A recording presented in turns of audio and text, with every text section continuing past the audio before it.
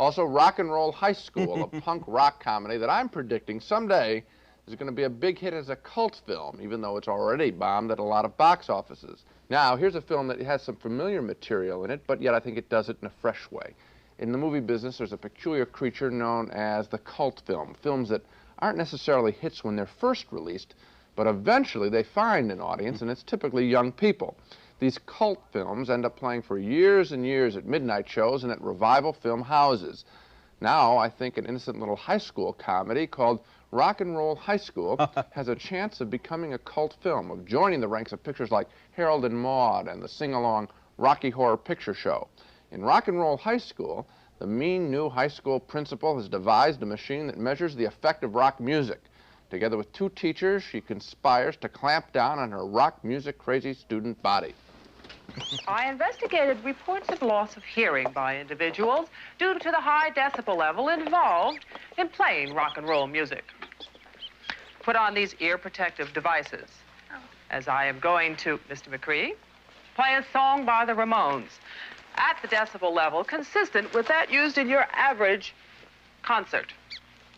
Your standard mouse and your standard speakers. Now back. This is the rockometer. Gee. It is used to measure comparative rock and roll intensity levels. Watch the mouse while I turn it on.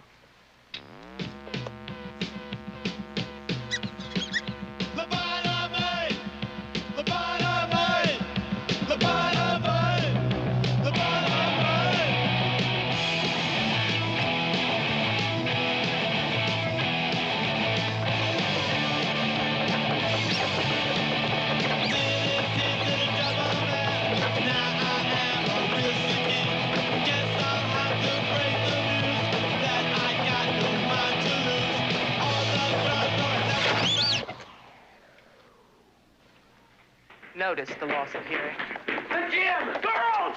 Music! Lag dancing! I think they're trying to tell us something. Music! Okay!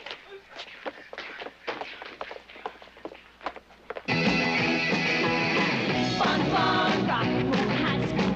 Fun, fun, rock and roll high school. Fun, fun, rock and roll high school. Fun, fun, oh baby. Fun, fun, oh baby. Fun, fun. The ringleader of the rebellious students is that blonde girl skipping rope there, a punk rocker named Riff Randall. She is first in line when the Ramones, a genuine punk rock band, show up in town for a concert.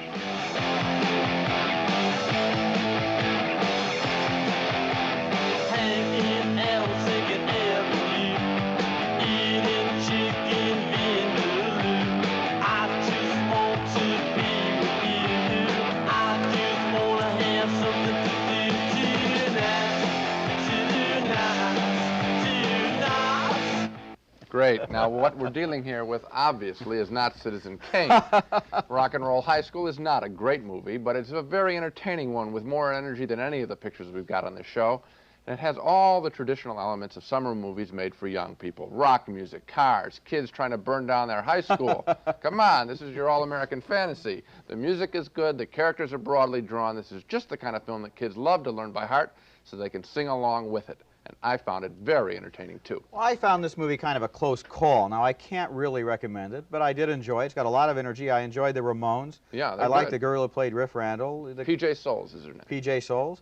I like the situation, just kind of our Miss Brooks with punk rock thrown in. Yeah. I can't quite go as far as you go. Now, you say this is going to be a cult movie, right? I think it's going to make it. I think it's going to make it. This film, in many ways, has the same appeal as Grease, only this one's a little rougher. Grease was supposedly going to be about tough kids. These kids are, you know, break it up a little bit more. I enjoyed it. Okay, well, 6 months from now, I'll come back and see if it's playing at midnight or not. Okay. I can't quite recommend it, but yet I wouldn't quite tell you not to go. How's that for sitting right on the fence? Anyway. We disagree, however, on Rock and Roll High School, a punk rock movie. I thought it was all good, terrific summertime fun, a lot of good times with a lot of energy. Roger thought it was a near miss. I say yes, he gives it an affectionate no.